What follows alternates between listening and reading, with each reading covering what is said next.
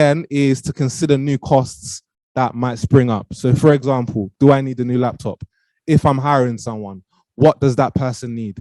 Typically, if I'm hiring someone, for example, and I say, all right, cool, I'm going to pay this person 30 grand a year. In my head, I know that's actually 35 to 40,000 pounds. And that's because I've got to get a laptop. I've got to think about office space. I've got to think about equipment if they're working from home. And even if they're coming to the office, I've got to think about keyboards and monitors. And even as a business, if you have people on payroll, one of the things that they don't teach you about is employer national insurance. So if you get paid and on your payslip, you'll see employee national insurance and employer national insurance. And the employer national insurance is what the company has to pay to the government.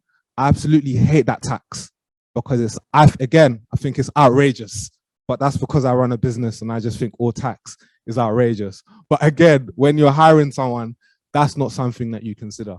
And so again, if you are hiring someone, it's good to think about costs, not just from the personal side, what you're paying out to the person, but also the costs that the business is going to incur.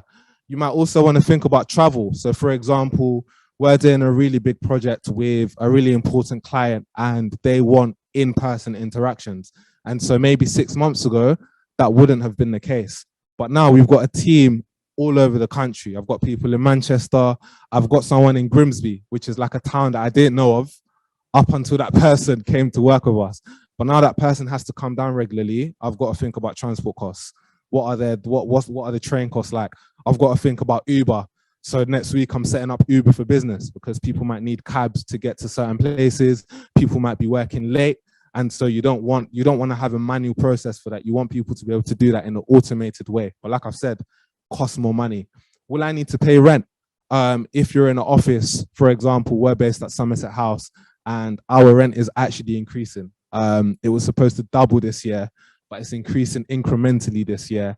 And if we stay at Somerset House, the rent is actually going to double. So again, that's something that I need to consider in my budget. If I'm budgeting for the next 3 to 5 years, I need to consider that rent is going to go up.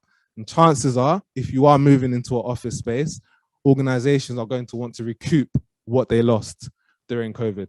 And so look, everyone's out to charge your ass. I'm just going to keep it a buck. I'm not going to sugarcoat it.